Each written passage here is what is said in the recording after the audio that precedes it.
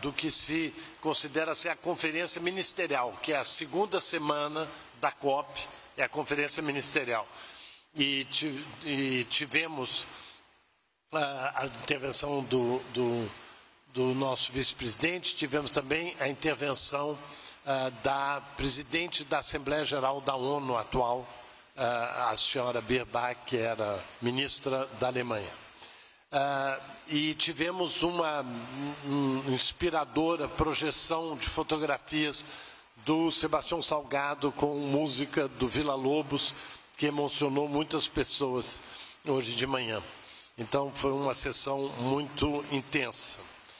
Logo após, vice-presidente, nós tivemos uma reunião e foi apresentada a possibilidade de haver uma negociação de um pacote que inclua tanto uns temas que estão em consultas, que são 4 temas muito importantes da COP, e que seria provavelmente um pacote que incluiria isso e os principais temas da COP, que inclui adaptação, que inclui transição justa.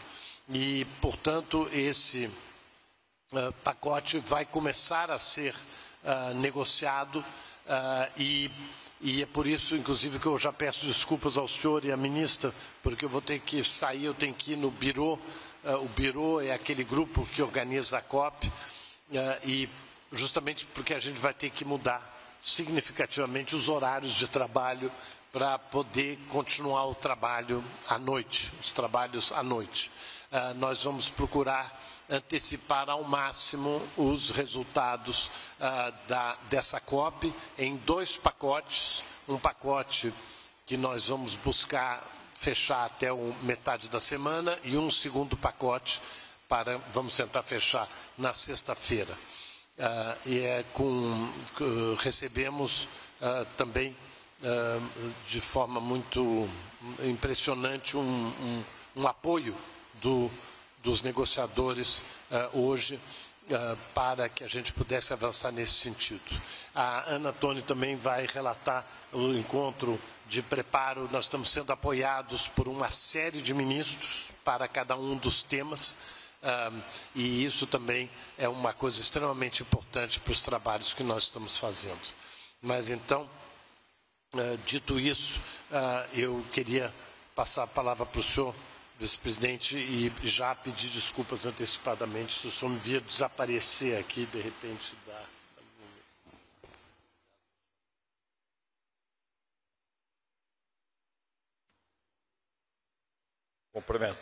Cumprimentar a ministra Marina Silva, o embaixador André Corrêa do Lago, a Ana Toni, o embaixador Maurício Lírio, nosso cerimonialista também lá aqui conosco. Cumprimentar cada um de vocês, dizer que nós participamos na abertura do encontro de ministros, que é o segmento de alto nível, como tinha também participado há um ano atrás, lá em Baku, no Azerbaijão, e fizemos a abertura hoje aqui pela manhã na COP. Depois tivemos o lançamento da ENDI, que é a Estratégia Nacional de Descarbonização da Indústria. Foi aberto hoje uma consulta pública que vai do dia 17 de novembro até 17 de janeiro, uma consulta pública para a descarbonização da indústria, com um conjunto de tarefas, de protocolos para a gente fazer a descarbonização industrial. Vamos ter em seguida um encontro com a nossa ministra, nosso embaixador, com o ministro alemão, Schneider, do Meio Ambiente. Depois temos o Recircula, que é um trabalho da ABDI com a Abiplast. Começou com a questão da rastreabilidade para reciclagem de produtos. Já foi esse ano 50 toneladas certificado a reciclagem, a economia circular, e agora entra o alumínio. E o alumínio pode ser reciclado infinitas vezes. Ele não perde a capacidade dos materiais. Isso tem uma grande importância. E, finalmente, vai ser lançado o Coopera Mais Amazônia. 103 milhões do BNDES, do Fundo do Clima, e mais 3,7 milhões do SEBRAE, para promover a bioeconomia, açaí, cupuaçu, castanha, enfim, produtos da região amazônica, para agregar valor. Então, compra de equipamentos para poder ter uma agregação de valor e melhorar a renda de 3.500 famílias extrativistas e mais de 50 cooperativas. Então, ficamos muito felizes de participar da COP, que está sendo um sucesso. Quando fui a Baku, tivemos juntos lá, Marina, o Brasil era o número 2 na apresentação das NDCs. Hoje completaram 118 países que já apresentaram suas NDCs. Isso representa 78% dos países dos emissores de gás de efeito estufa. Então é um avanço super importante. Também destacar o TFFF. Nós estamos na maior floresta tropical do mundo, que é a floresta amazônica, e o TFF, exatamente, ele busca a preservação das florestas tropicais, com um fundo de investimento que vai valorizar ainda mais as florestas tropicais. Enfim, um conjunto de setores aí importantíssimos. Mas passar aqui para a nossa ministra, a querida Marina.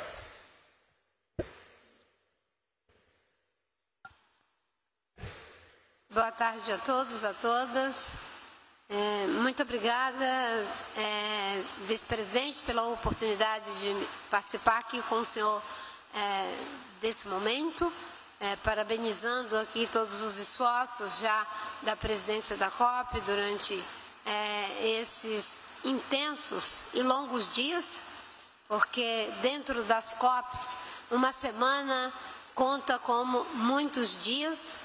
Como disse hoje a secretária-geral da Assembleia Geral da ONU, ela disse que as COPs não são lineares, né? E é muito bom esse conceito, né, André? E você que gosta de arquitetura, com certeza tem o gosto também por algo que não seja tão linear, porque é isso que faz com que a gente possa ver a beleza das curvas, principalmente das curvas dos rios da Amazônia. Mas, vice-presidente, muito importante a sua presença entre nós nesse segmento ministerial de alto nível, agora com a presença dos ministros e ministras de meio ambiente. Acho que temos aí um balanço ou um manejo sustentável de segmentos de alto nível. No primeiro momento, na cúpula dos chefes de Estado, onde foram dadas todas as mensagens que os senhores puderam muito bem acompanhar, e o debate sobre os temas que já estão bastante colocados aqui nos diálogos que a presidência tem tido com os senhores desde o início. E agora chegam os ministros de Estados, dos seus mais diferentes segmentos, que é exatamente o segmento de alto nível para os desdobramentos dessa semana final da COP30, aonde já entramos numa fase, com certeza, de operação, né, dos vários temas que estão postos sobre a mesa, dos que estão ainda em fase de tratamento, e a busca por viabilizarmos os melhores resultados nas diferentes agendas, sobretudo aquelas que temos o mandato de dar conta delas, mas também questões adicionais que vão surgindo na dinâmica e que são colocadas para a apreciação do conjunto das partes e que é inteiramente natural, em que pese, em alguns momentos, isso criar ali alguma, enfim, ação muito mais de composição, de diálogo, mas o diálogo é fundamental em torno dos temas que interessam para a humanidade. O presidente André falava da beleza da abertura, realmente foi algo comovente. E é em nome daquela beleza e daquela grandeza que nós temos que sair daqui com os maiores e melhores resultados. Muito obrigada.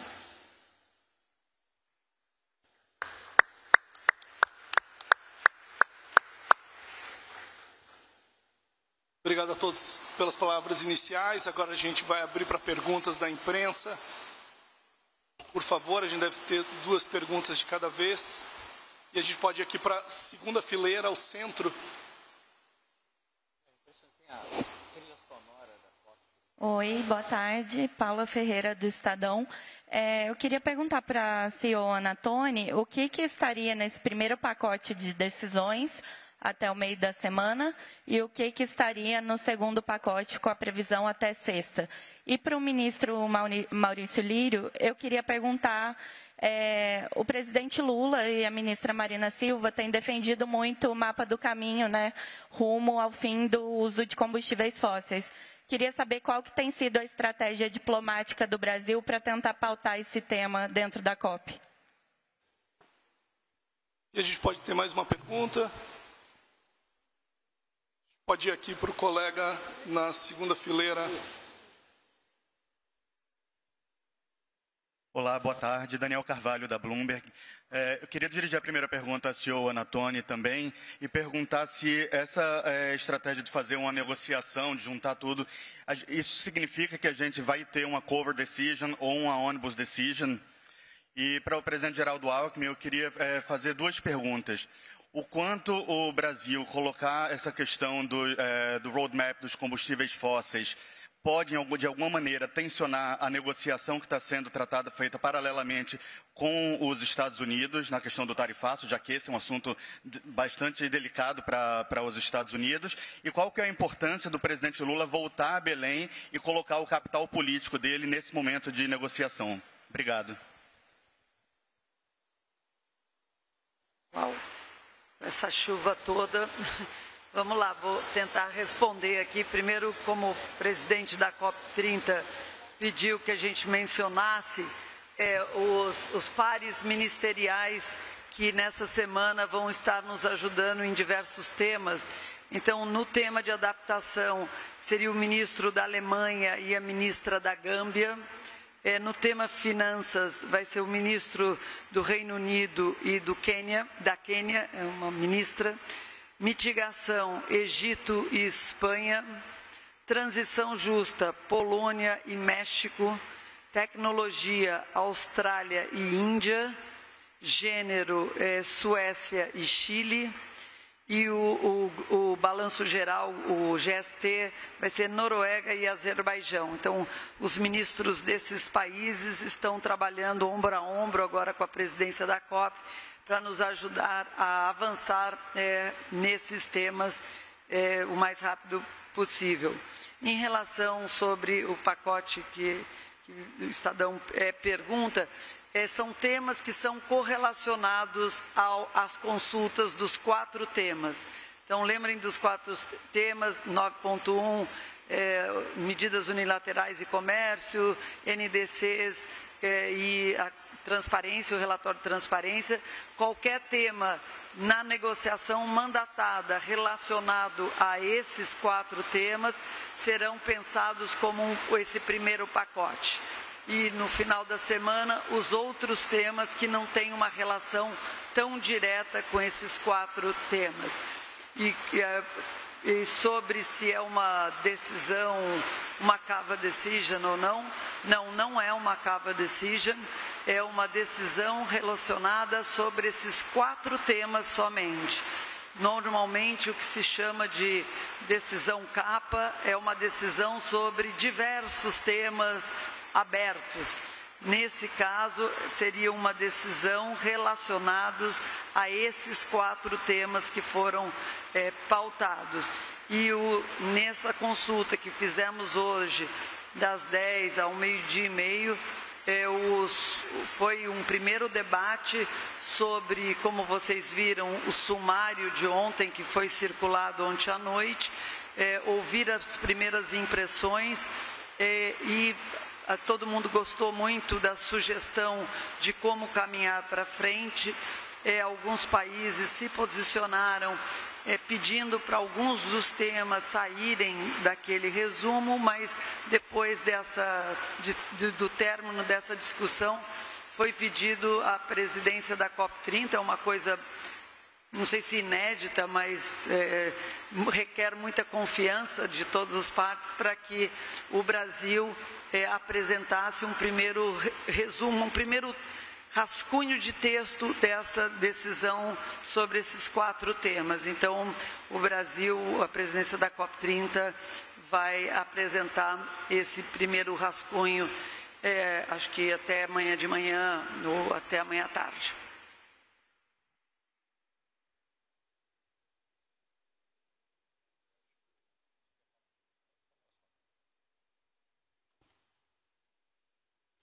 Bom, escutam?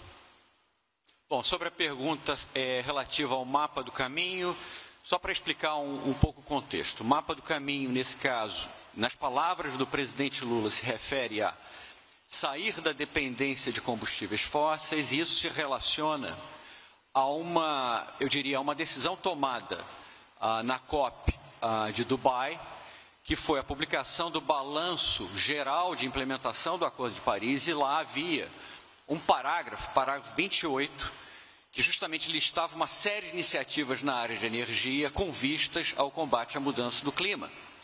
Entre esses itens constava justamente a ideia de, se afastar ou fazer a transição para longe dos combustíveis fósseis. Então, o presidente fez uma referência, muito clara em relação a isso, apontando uma direção futura para que nós efetivamente nos engajemos na elaboração desse mapa do caminho.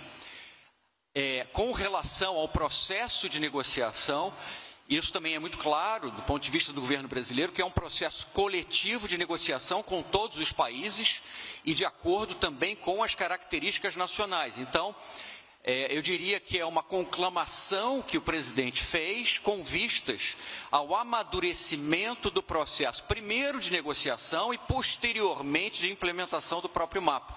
Então, eu diria que estamos no momento inicial desse processo, começamos a conversar, mas é preciso respeitar também o tempo da negociação e, eu diria, o engajamento de todos, já que se trata de um esforço coletivo no sentido de fazer a transição energética. 2 perguntas aqui, uma sobre a questão da COP e a questão tarifária dos Estados Unidos. Não vejo que haja relação. Acabou de ser publicada uma ordem executiva do presidente Trump, que reduziu em 10% as chamadas tarifas recíprocas.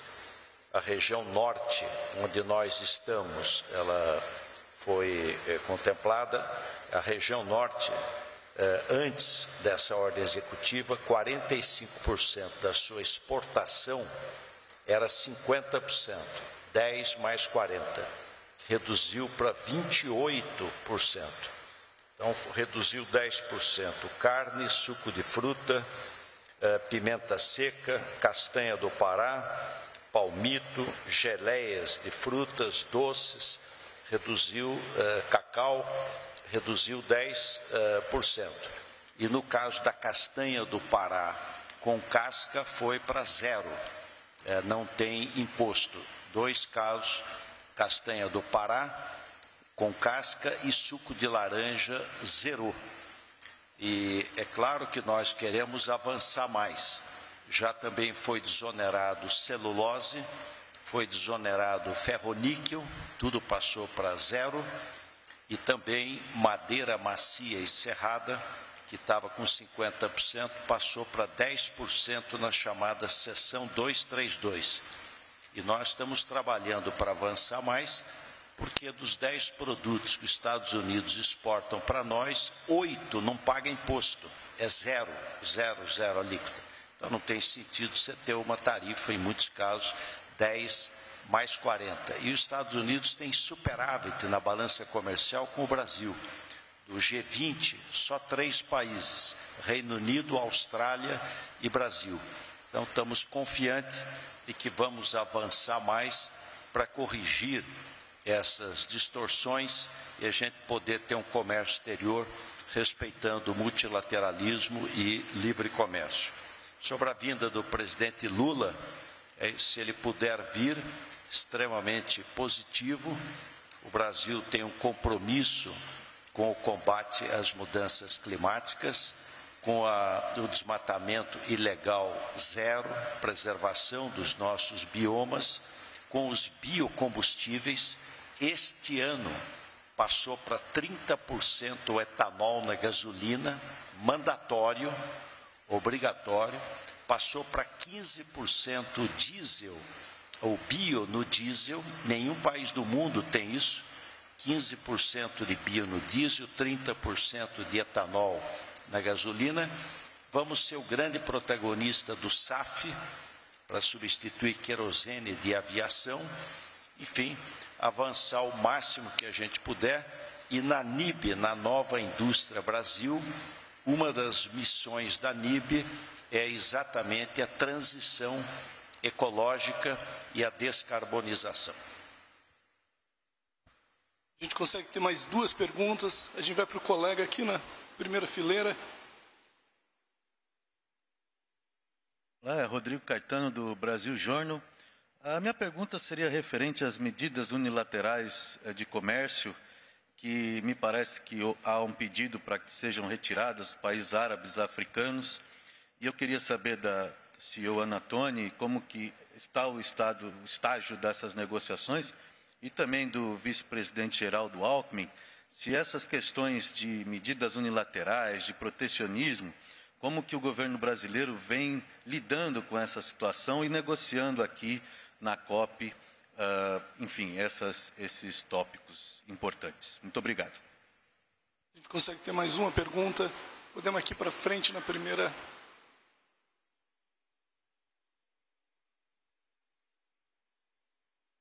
Olá, boa tarde. Giovana Girardi, da Agência Pública. Eu queria pedir só um pouco mais de esclarecimento sobre essa história do roadmap para os fossil fuels.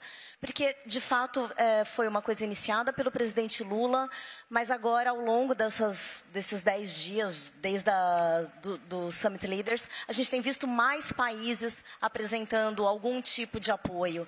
Uma reunião da Aliança Beyond Oil and Gas, com mais de 60 países mostrando, né, que eles apoiariam essa ideia, e alguns, inclusive, de alto nível, falando isso. Então, eu queria entender um pouco o que o embaixador Lírio quis dizer com ser um processo, um começo. A gente veria algum pontapé inicial que poderia sair aqui dessa COP?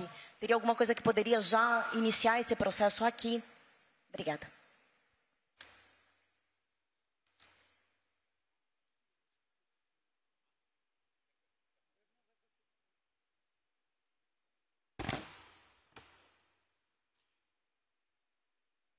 Olha, a graça da negociação é que ela tem uma lógica própria. E quando há a necessidade de fazer um acordo entre 198 partes, nesse caso, né, é sempre um processo complexo, não dá para antecipar o resultado. Agora, o que é mais importante é um chamado que o presidente fez, inclusive pelo chamado de ação de Belém, que é apontar uma direção futura, mas o ritmo dessa negociação e, posteriormente, implementação, é um ritmo que será ditado também pela vontade dos países. Então, é muito importante, e nisso o presidente Lula tem sido muito enfático, favorecer o multilateralismo. O multilateralismo, nesse caso, também pressupõe eu diria, a convivência e a acomodação de interesses distintos. É um tema muito complexo, sabemos, né, que toca em dificuldades de diversos países, tanto pelo lado da produção como pelo lado do consumo, né? Então, isso é aquele negócio, não dá para antecipar que tipo de resultado se pode ter, mas o que é claro é que a cúpula de Belém e a COP de Belém já estão marcadas pelo debate, pela importância do tema, como, né, eu diria, indicado pelo presidente Lula, ou seja, pelo mais alto nível do governo brasileiro, e, portanto, como uma direção que o Brasil quer seguir. Mas é um processo, como eu falei, coletivo, e não dá para antecipar o andamento de um processo tão complexo como esse. Posso fazer um complemento, Maurício? Muito rapidamente, obviamente, que eu acho que até então, já faz algum tempo que não se tinha uma ideia tão potente no processo de tratamento dessa questão do que é a causa do aquecimento global, e isso aconteceu em Dubai. Sem sombra de dúvidas, o consenso dos Emirados Árabes Unidos estabeleceu uma nova régua. E, vindo para o Brasil, o presidente Lula também colocou algo que dá uma consequência, eu diria, numa direção altamente pragmática, ainda que seja algo para ser construído juntos, como bem disse o embaixador Lírio, que é a ideia de um mapa do caminho, porque até então nós sabemos que passamos por muitos processos, por muitos acordos referentes a regras e temos avançado numa agenda de implementação, mas quando se trata da razão pela qual o planeta está aquecendo, eu diria que agora, depois de 30 anos, aparece algo para que possamos juntos, dialogando com todos, porque é um processo multilateral e talvez seja a chance de fortalecimento, de revitalização do multilateralismo, em torno dessa ideia potente que o presidente Lula, pela 4ª vez, mencionou aqui e que hoje também o nosso vice-presidente fez referência a ela. Eu acho que temos a chance, né, de, a partir, né, dessa questão colocada pelo presidente Lula, de podermos nos debruçarmos na ideia de como é um exercício mesmo para uma transição justa, planejada e gradativa, para sair da dependência, usando as palavras do presidente Lula, para o fim de combustível fóssil. E tenho certeza que talvez com isso a gente possa dar a oportunidade a todos nós, produtores, consumidores, a todos, de construirmos juntos. Eu gosto das metáforas, né? Uma espécie de arca do Noé, para que a gente possa olhar para nós mesmos e dizer: cada um de nós construiu esse processo, só que agora não é uma arca, é um mapa do caminho para onde ela pode se direcionar. E, rapidamente, para responder a pergunta sobre medidas unilaterais, o tema de medidas unilaterais, ele aparece principalmente na agenda de negociação chamado Response Measures, medidas de resposta. E, neste lugar há um debate sempre muito forte sobre isso, e desta vez foi pedido uma agenda de ação, uma agenda de negociação separada, para falar não só de medidas unilaterais, mas de comércio como um todo. Esse tema é um dos 4 que agora há um consenso que é importante ser debatido e vai estar nesse texto aí que a gente comentava.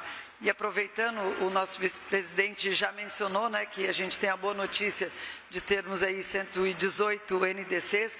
Eu normalmente tenho falado que toda conferência de imprensa quantas NDCs, mas eu também queria mencionar, acho que o vice-presidente mencionou algumas de planos de aceleração na área de energia, transporte, saúde, agricultura, que foram anunciadas na primeira semana, e o número que a gente tem são mais de 30 planos de aceleração, de implementação, que diversos setores, governos subnacionais, setor privado, anunciaram na semana passada para acelerar a implementação.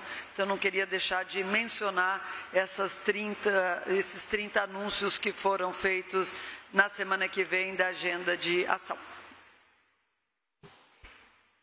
Olha, só complementando, Ana Tônia, o presidente Lula zerou o IPI para o carro sustentável. Então, o que é o carro sustentável? É um carro flex, que não pode emitir mais de 83 gramas de CO2 por quilômetro rodado e 80% de reciclabilidade.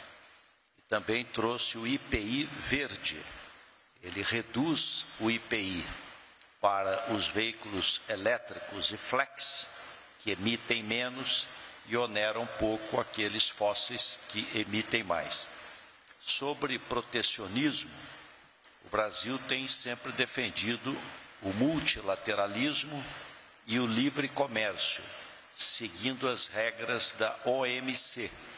Então, como é que o Brasil tem reagido a possíveis protecionismos? Abrindo o mercado. Então, foi assinado há 2 anos Mercosul, Singapura.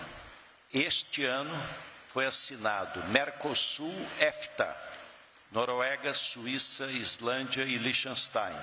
E deve assinar o mês que vem Mercosul-União Europeia, maior acordo do mundo. Isso vai ter reflexo não só no Mercosul e na União Europeia, mas mostrar como exemplo que é possível, sim, abrir comércio, fazer um ganha-ganha, um ganho recíproco e fortalecer o multilateralismo. E tanto isso está dando certo que no mês de outubro, a nossa exportação cresceu 9,1%. Nós batemos recorde de exportação no país com crescimento de 9,1%.